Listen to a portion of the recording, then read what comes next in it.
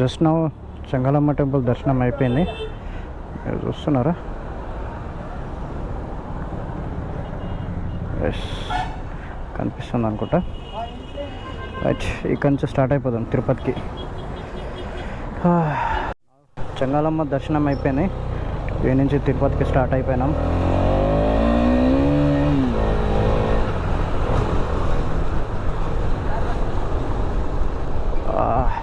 Safety ఏం లేదు. పొరపాటున యాక్సిడెంట్ అయ్యి అటు పడ్డారు అనుకో, నీళ్ళలో పడుడే.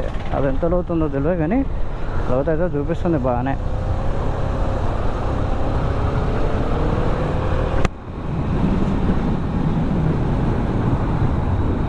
మీకు ఒకటి చూపిస్తా చూడండి. నా పేరు హ్యాపీ బర్త్డే సురేష్. అప్పుడప్పుడు ఇలాంటివి చూసుకుంటే కొంచెం హ్యాపీగా అనిపిస్తుంది నాకే. ఎందుకంటే నా పేరు మీద ఇంతవరకు ఎవరు వేయలేదు, కానీ ఎంత పెద్ద సురేష్ అన్న వాళ్ళు ఇంత పెద్ద కూడా ఉంటారా అనిపిస్తుంది అప్పుడప్పుడు. ఎంత పెద్ద బ్యానర్ వేయించి, ఆ బ్యానర్ నేను వచ్చేదారిలో లిటరలీ ఒక 7-8 చూసిన. అంతకంటే పెద్ద సైజు ఇవి. కానీ అప్పుడు నేను కెమెరా ఆఫ్లో ఉండడం వల్ల నేను అది ఎక్కువ కవర్ చేయలే. కానీ ముంగడికి వచ్చినాక మేబీ ఆయన ఇల్లు అనుకుంటా, ఆ ఇల్లు దగ్గర మొత్తం అట్లనే ఉంది. అట్లా అని చెప్పేసి దాన్ని కవర్ చేసి మీకు చూపించేస్తుంది. ఇవన్నీ ఇల్లు చూస్తున్నారా? అన్నీ ఖాళీగా ఉన్నాయి, ఒక్కడు కూడా ఫిల్ లేదు, అన్నీ ఖాళీ. ఇవన్నీ జగన్ ప్రభుత్వంలో కట్టించిన ఇల్లులు. ఇవన్నీ డబుల్ బెడ్రూమ్స్ అనుకుంటా. ఇదిగో అక్కడో బ్లాకు, అక్కడో బ్లాకు, అక్కడో బ్లాకు, అన్నీ ఫుల్ఫిల్ లేవు. అసలు అలౌట్ అయ్యలేదు అనుకుంటా ఇంతవరకు, ఎవ్వరు రాలేదు. అన్నీ మిడిల్లో అయిపోయినాయి. కానీ జగన్ ప్రభుత్వం పోగానే అన్నీ మిడిల్లో అయిపోయినాయి. అదిగో ఇక్కడ నుంచి అక్కడ దాకా లిటరల్లీ ఒక 1/2 కిలోమీటర్ దాకా మొత్తం ఇల్లులే. ఈ మిడిల్లో ఖాళీ ఉంది అంతే. ఇగో ఈడ 1 2 3 4 5 4 బ్లాక్స్, 4 to 4 4 4 8 1 2 3 4 ఇంకా 4 బ్లాక్స్ పెండింగ్. ఇదిగో అలాగా ఇక్కడ దాకా మొత్తం అంత కట్టించి పెట్టిండు. మరి ఎందుకు అలౌట్ చేయలేదు? చెంగాలమ్మ టెంపుల్ దాటిన తర్వాత లెఫ్ట్కి ఒక రూట్ వచ్చింది. ఆ రూట్ చూసుకొని సీదా వస్తే ఇది పరిస్థితి. రోడ్ ఎంత దారుణంగా ఉందో తెలుసా. ఒక్కొక్క దగ్గర బైక్ స్కిడ్ అవుతుందేమో అనిపిస్తుంది. ఎవరైనా వచ్చేవాళ్ళు ఉంటే మాత్రం ఈ రూట్ ప్రిఫర్ చేయకండి. నాకు తెలిసి ఎవరు రారు, ఇంతవరకు ఏ యూట్యూబర్ ఈ రూట్లోకి రాలేదు కదా. అందుకని చెప్పేసి నేను వచ్చా, మీకు కవర్ చేసి చూపిస్తామని చెప్పేసి. వాళ్ళు ఇలాంటి రోడ్డులలో ఎంత యూట్యూబర్ అయినా, ఎంత మీరు ప్రో రైడర్ అయినా కానీ ఇలాంటి రోడ్లలో కొంచెం నిమ్మలంగా వెళ్ళండి. కొంచెం అంటే కొంచెం. అమ్మ ఎంత డేంజరస్గా నడుపుతున్నారు రా నాయన. ఈ బస్సోడు అటు వచ్చిండు, స్కూల్ బస్సోడు ఇటు వచ్చిండు. స్కూల్ పిల్లలు ఉన్నారు, కొంచెం చూసుకోరా కదా. ఎట్లా పడతాడు సైడ్లో స్పేస్ ఉందిగా అని చెప్పేసి స్పీడ్ కొట్టిస్తున్నాడు. దాంట్లో అక్కడి నుంచి స్పీడ్గా నడిపించేస్తాడు. కొంచెం చూసుకోండి బ్రో, స్కూల్ పిల్లలు ఉన్నారు. మొత్తానికి ఒక 20 కిలోమీటర్స్ ట్రావెల్ చేసిన తర్వాత ఆ కచ్చా రోడ్, భయంకరమైన రోడ్లోకి వెళ్ళి ఇదిగో ఈ రోడ్లోకి వచ్చినాం. ఇది ఒక విలేజ్. మేము వెళ్తుంది కరెక్ట్ దారా లేదో తెలియదు. ఎందుకంటే అక్కడ అడిగితే అతను చెప్పాడు సీదా ఒకటే రూట్ అని చెప్పేసి. నేను అదే రూట్ పట్టుకొని పోతున్నా. ఎందుకంటే మాకు బీ తెలియదు, మేము ఇంతవరకు గూగుల్ మ్యాపే యూజ్ చేయలేదు. మేబీ ఇదే, నాకు తెలిసి ఇదే కరెక్ట్ రూట్ అనుకుంటున్నా. ఇదేంది అన్నీ తెలుగు తమిళ్ రెండు మిక్స్ అయిన బార్డర్లో ఉండడం వల్ల కావచ్చు. మీకు ఇటు లెఫ్ట్కి వెళ్తే ఒక 15 కిలోమీటర్స్లో చెన్నై బార్డర్. ఇదంతా ఇక ఆంధ్ర కిందకి వస్తుంది. అంటే ఇప్పుడు మనం మిడిల్లో ఉన్నామన్నమాట. అటు కాకుండా ఇటు కాకుండా. వావ్, ఈ రూట్ కొంచెం ఓకే, పర్లేదు. ఈ రూట్ బాగుంది, ఎంత మంచిగా అన్ని ట్రీస్ ఇట్లా ఒక ఆర్చ్ టైప్లో ఉన్నాయి మొత్తం. చూస్తే మీరు అక్కడి నుంచి దూరం నుంచి చూస్తే. కానీ నైట్ టైంలో వస్తే ఇదే రోడ్లో నైట్ టైంలో వస్తే మాత్రం కంపల్సరీ భయం అవుతుంది కొంతమందికి. ఈయన ఎవరో తెలియదు, కానీ ఈయన ఫోటోలు అయితే బాగా ఉన్నాయి. ఎక్కడ పడితే అక్కడ ఉన్నాయి. శ్రీకాళహస్తి ఇదే రూట్ అంట. 950 మీటర్స్ అని అక్కడ ఒక బోర్డు ఉంది. 950 మీటర్స్ స్ట్రైట్గా వెళ్తే శ్రీకాళహస్తి టెంపుల్ ఉంటుందంట. మనకి అంత తెలియదు, బట్ మనం కూడా తిరుపతికి ఇదే రూట్లో వెళ్ళాలని చూపిస్తుంది. ఆల్రెడీ ఇక్కడికి వచ్చినట్టు ఉన్నాం మనం. వాడు ఎవడో ఇదే గల్లీ అయిపోయిందంట, వాడు అనా ఇదే గల్లీ అనా ఇదే గల్లీ అని ఒకటే మొత్తుకుంటాను. ముంగడికల్ ఒక రూట్ ఉంది కదా, ఆ రూట్లోకి వెళ్ళొచ్చు కదా. పోయిపోయి ఇది ఇంత చిన్న గల్లీలోకి తీసుకొచ్చినావు. మా పోరాడంతా ఏం పని చేస్తాడో. ఈడోడు ఊరుకోక తిరుక్కుంటూ చూసుకుంటూ పోతాడు. శ్రీకాళహస్తి టెంపుల్ ఇలాగ అనుకుంటా కదా. ఓం నమ శివాయ. శ్రీకాళహస్తి టెంపుల్ రా, శ్రీకాళహస్తి.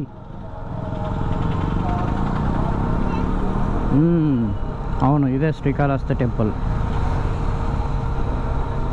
అక్కడికి వెళ్ళాలి.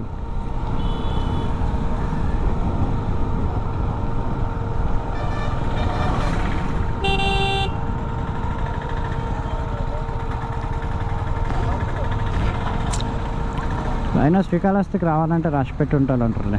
ఇప్పుడు మాకు తిరుపతిలోకి ఎంటర్ అయిపోయినాం. మనకి ఫ్రీ దర్శనం తీసుకోవాలి అంటే విష్ణు నివాసం అనుకుంటా. విష్ణు నివాసం దీని లోపల ఉంటుంది. క్యూ లైన్లకు దారి అదిగో, ఆ క్యూ లైన్స్ ఉన్నాయి కదా, క్యూ లైన్స్లోకి వెళ్ళి మనం దర్శనం టికెట్స్ తెచ్చుకోవాలి. మేబీ ఇప్పుడు ఉందా, ఓపెన్ ఉందా, క్లోజ్ ఉందా, నాకైతే ఏం ఐడియా వస్తలేదు. ల్యాప్టాప్ బ్యాగ్ ఒకటే తీసుకెళ్ళిపోదాం. ఎవరే తీసుకుపోతారు? రూట్ ఎట్లుందిరా అయ్యా బాబు, అదంతా తిరిగి రావాలా ఇప్పుడు? ఇక ఇట్లకి వెళ్ళిపోదాం డైరెక్ట్. బ్యాడ్ లక్ ఏంటంటే ఇక్కడ టికెట్లు అయిపోయినాయి. నెక్స్ట్ మనకు తెలిసిన 2 ప్లేసెస్ ఉన్నాయి. ఒక్కోసారి అక్కడ ట్రై చేసి చూద్దాం.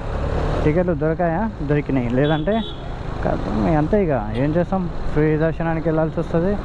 ఆ ఫ్రీ దర్శనానికి చాలా టైం పడుతుంది. ఎంత అంటే ప్రజెంట్ అయితే ఎంత నడుస్తుందో తెలియదు. 20 అవర్స్ పట్టవచ్చు, 10 అవర్స్ పట్టవచ్చు, 15 అవర్స్ పట్టవచ్చు, 13 అవర్స్ పట్టవచ్చు. ఎన్ని అవర్స్ పడతాయనైతే ఎగ్జాక్ట్ చెప్పలేం, బట్ టైం అయితే పడుతుంది. ఏంద్రా నాయన, ఇక్కడ ఎంత ట్రాఫిక్ ఉంది. తిరుపతి బస్సులు వస్తుంటే లేకపోతే రైల్లో వస్తుంటే అంత తెలియలే, కానీ బండి మీద వస్తుంటే తెలుస్తుంది చూడు ట్రాఫిక్. బా ఈ బ్రిడ్జ్ బాగానే ఉంది మంచిగా. ఒకవేళ వర్షం పడ్డా మీద పడకుండా, ఎండ వచ్చినా ఎండ కొట్టకుండా బాగుంది. యూటర్న్ చేసుకొని శ్రీనివాసంలో ఒకసారి ట్రై చేద్దాం. దొరికింది. లేదంటే మాత్రం ఏం చేయాలో చేద్దాం. ఏముంది, ఫ్రీ దర్శనానికి వెళ్ళాల్సి వస్తుంది.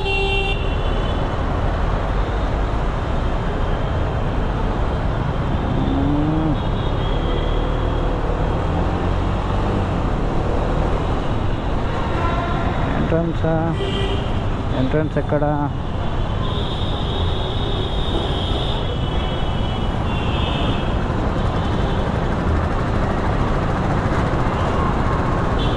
ఒకసారి తిరుపతి వ్యూ చూడండి. పైన చూస్తున్నారా ఆ రోడ్డు వే, ఆ కింద. ఇప్పుడు మనం పైకి ఎలాగైనా వెళ్తాం కదా, ఎక్స్ప్లోర్ చేసి మీకు చూపిస్తాను. మొత్తానికైతే తిరుపతి లోపలికి ఎంటర్ అయిపోయినాం. తిరుపతి చెక్ పోస్ట్ ముంగట అక్కడ వెహికల్స్ అన్నీ ఆపుకున్నారు కదా, అక్కడ మన వెహికల్కి మనం పాస్ చేసుకోవాలి. పాస్ చేసుకున్న తర్వాత మనకు కూడా చెక్కింగ్ ఉంటుంది.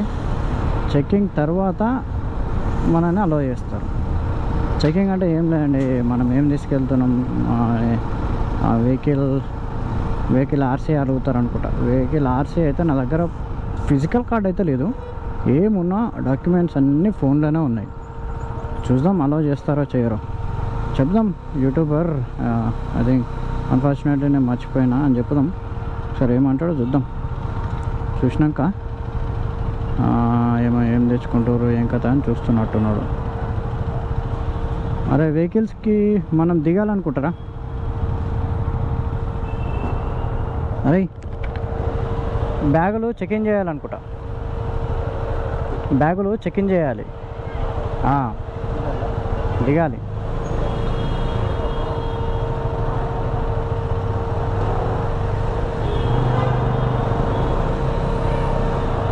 బ్యాగులు చెక్ ఇన్ చేయాలి.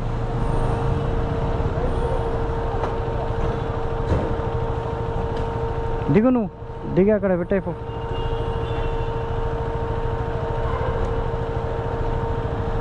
చెక్కింగ్ అయితే జరుగుతుంది, మనకి బి చెక్కింగ్ ఉంటుంది.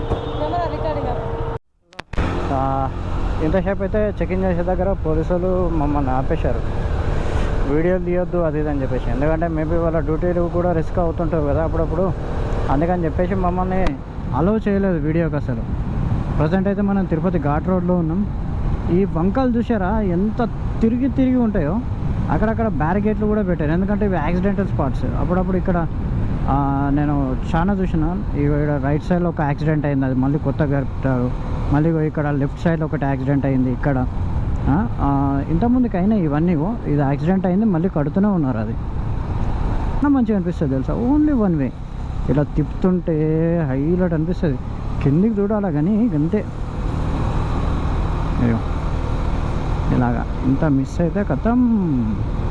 అదా అదిగా బాగా అనిపిస్తాయి ఈ రోడ్లన్నీ, వేస్ బాగుంటాయి అన్నమాట ఇవి. సో ఫైనల్లీ మనమైతే తిరుపతికి వచ్చేసినాం. అండ్ అట్లనే నాకు టికెట్ కూడా దొరికింది, పాకెట్లో ఉంది. యాక్చువల్ అక్కడ తీయాల్సింది, కానీ అక్కడ పోలీసుడు ఉండి వెళ్ళిపో ముంగడికి వెళ్ళిపో అనేసరికి నేను వెహికల్ ముంగడికి మూవ్ చేశాను. ఒక మంచి నీడ కోసం చూస్తున్నా వెహికల్ పెట్టుకొని ఉండడానికి, ఎందుకంటే అక్కడ ఏడు చూసినా ఎండలోనే ఉంది. అండ్ లగేజ్ అంత ఉంది కదా, అక్కడ పెట్టి మేము చూడలేము. అది మాకు రూమ్ అలౌట్ అయింది, వస్తే ఒక 1 hour 1.5 hourలో వచ్చేస్తుంది. అప్పటిదాకా మేము ఒక దగ్గర సేఫ్ ప్లేస్లో ఉండాలి కదా, సో అందుకని చెప్పేసి వెళ్తున్నాము. ఏదైనా ఒక చిన్న జాగా దొరికితే అక్కడ ఆపుకొని ఉంటాం. ఇక్కడ ఒక చిన్న ఉంటుంది లెఫ్ట్లోకి వెళ్ళినాక, దానికోసం ట్రై చేస్తున్నాం. ముంగట ఒక బస్సు అయిపోయింది, దాని వెనకాల కారు, దాని వెనకాల ఇదో స్కార్పియో.